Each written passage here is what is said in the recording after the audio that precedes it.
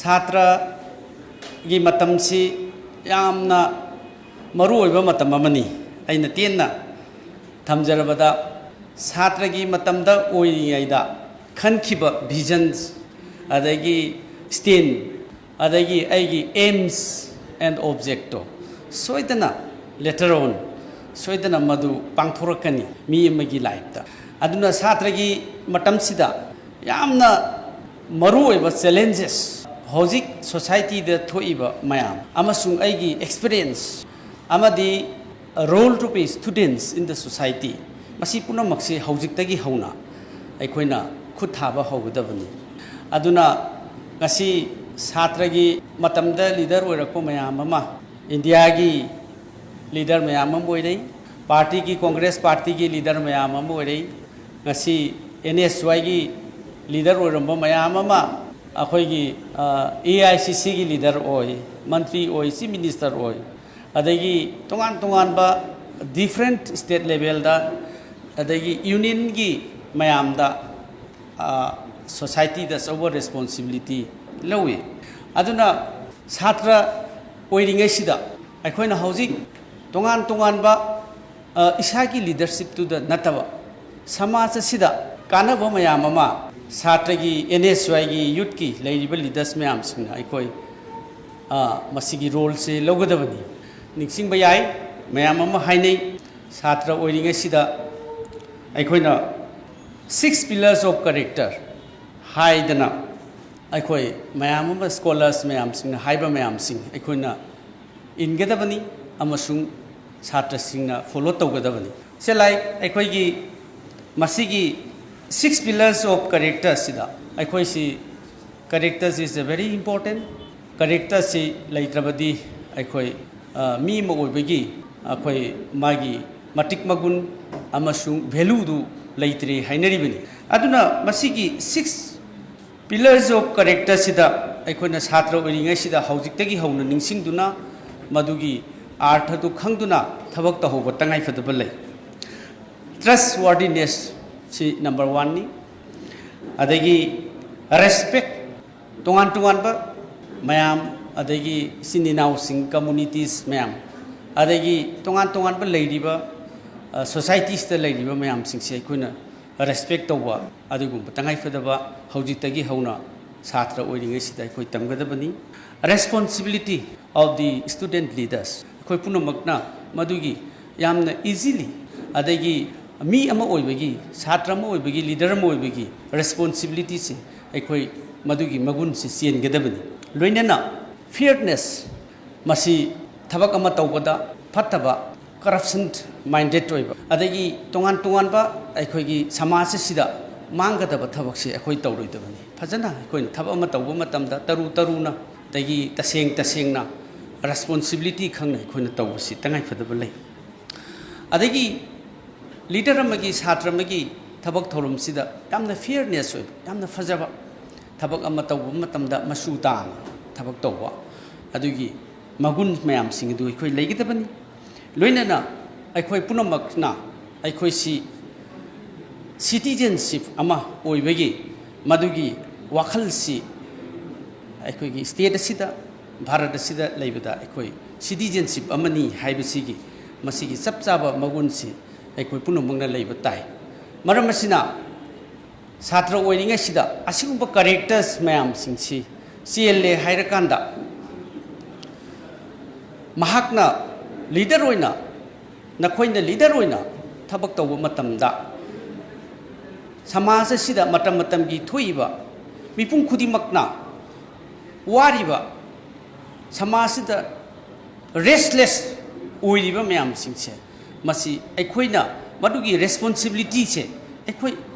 इसामकिनी अखोइ पुनमकिनी collective अखोइगी responsibility अमनी खंदुना समाज सिदा थोइबा problem मयाम सिंसी थेंगनबा ताइ we have to challenge it crime चथरिबा आदगी conflict चथरिबा मयाम सिंसी अखोइ पुनमक अखोइ इसा इसादगी करिगुम्बा खरदी दायित्व लौफम थोइ हाइना खंदुना मदुगी छात्र की लीडर्स सिंग यूथ की लीडर्स सिंगना मदु चेन बतंगाइ फदब लै सुमदगी पोस्ट की तमक अदगी आईगी पोजीशन की दमकता वाक तौबदु अखोई तुंगोइनब ताई लीडरशिप सु तानगनी अदगी लीडरशिप ओइबगी मगुन मयाम सिंग रेस्पॉन्सिबिलिटी मयाम सिंग दुसु अखोइना लेब ताई अदगी एनएसवाई की लीडर्स सिंग कलेक्टिव लीडर्स सिंग मयाम सिंगना अखोई हौजिक मणिपुर दे इरांग थोइबसी एंगल खुदिंगमक्तगी अखोई contribution लेननब होनब हाइबसी Masih maybe say many tall leaders or maybe from different communities mayam ama leiragasu responsibility iro lowdaba madugi positive line da sangdaba adugumba tawroidabani akhoi punama somewhat state asigi leiriba restless the violence se masida akhoi contribution tawrakanda santi porunaba honaba haibasi right from the students leaders mayam singsidagi akhoi होननबा दायित्व खरदी अखोई लौफम थोई लौगदबनी मदुगी idea मदुगी वाखल मदुगी forward तौब ताई लोइनना छात्र ओइरिङैसिदा अखोइदा छात्रगी तोंगान तोंगोनबा मिपुम खुदिमा college दा तम्मिबा अदगी higher secondary दा तम्मिबा university दा तम्मिबा मयाम सिंगसे लोइना leadership की वाखल लेतबि आइ अदुना मरम ओरकांदा लेरिबा लीडर्सिंग समाज सिगी रेस्पॉन्सिबिलिटी लौरिबा अखोई लीडर्सिंग एनएसवाई की ओइबि आइ तोंगान तोंगान डिफरेंट अखोई पॉलिटिकल पार्टी की यूनिट ओइबि आइ सिविल सोसाइटी की स्टूडेंट यूनियन ओइबि आइ बट मसी अखोइना थबक फंगदना लेरिबा नहारोल सिंह यूथ सिंह ग्रेजुएटेड अदगी एमए तोंगान तोंगान टेक्निकल डिग्री फंगब होल्डर्स मैम सिंगसिना ngasi hopeless oiriba desperate oiriba unemployment gi masigi daita ikoi loba tai ikoi gi status si welfare state tamani as enshrined in the constitution of India ikoi gi constitution da yauriba directive principles of the state policy state tamana madugi loba daba welfare of the students welfare of the people welfare of the communities madu mayam singsi chhatra gi leader amana loba matamda तंगाई फदबल ले मधुगी voice तो अखोइना सरकार दा Laub ताई as we know that government से मसीदी अखोइगी प्रजा की मिहुत ने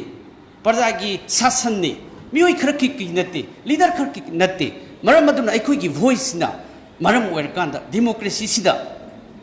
अखोइगी voice लेगिदबनी अखोइगी voice से गवर्नमेंट ना तागदबनी forget it about ruling and oppositions as that is there in the constitution the voice should be heard by the government senior aduna marmurikanda students ingi leaders mi amana leader oiba atopa kharana atopa different association students union organization ki leader oiba atopa khara duna thabak sung tok drasu akhoi NSUI hina tawrabati if it is very effective then adhui gi voice to the voice of the NSUI madu yam important oiba voice am oiganeba that will be benefited to the entire communities of Manipur maram maduna akhoi gi leiriba akhoi gi NSY gi leaders mayam singna madu gi thabak phangdabagi akhoi da leiriba inconvenience mayam akhoi gi discomfort mayam leiriba mayam singsi akhoi na mating leina chhatra singi leader matamda taw tangai fadablai we may recall that akhoi gi Manipur gi Manipuri language si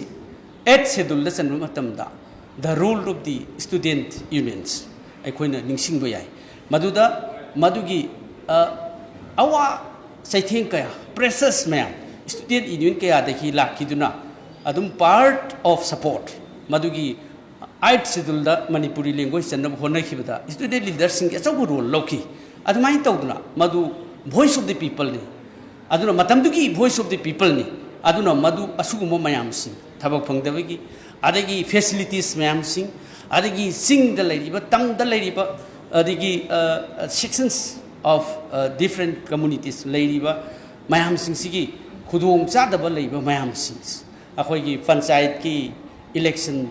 ADC ki election adagi municipality ki election tawdaba violating the rights of the people in the hills valley and town masi mayam sing si akhoi gi chhatra sing gi leader sing sina Madhu अचौब role लौबदा कनामता लौब यादे हाइबा लेते मधु अखोई सुगुंबा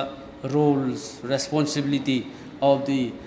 collective leaders and the students of NSY amadu lauba tangai fadaba lei maram asina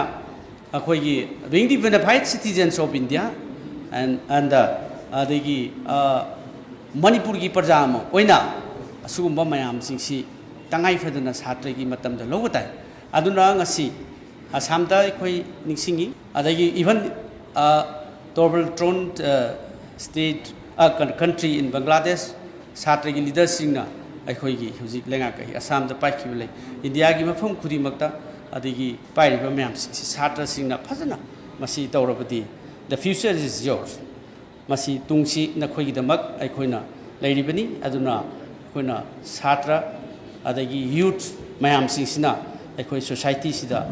pillars of the nations ni aduna maram markanda maram chana adagi effectively thabak taw haibasi satragi oiringai matamda samasida contribution pibiu tawbiu amasung future gi aikoi samasa sigi thabak tawnana gi damakta aikoi si masak mathum mayam tansinduna future gi oiba aphaba khoi yumbi oinanaba honagadabani haibasi thamjaningi ngasi gi askumba anouba president khanbagi wasak lobagi program asida yaubiriba leaders mayam PCC gi adagi lakpiriba satra satri sing naha sing gi leaders sing tongan tongan ba khoi gi law college gi representative sing lakpiriba mayam punamuk thagachari jai NSY jai Congress jai Manipur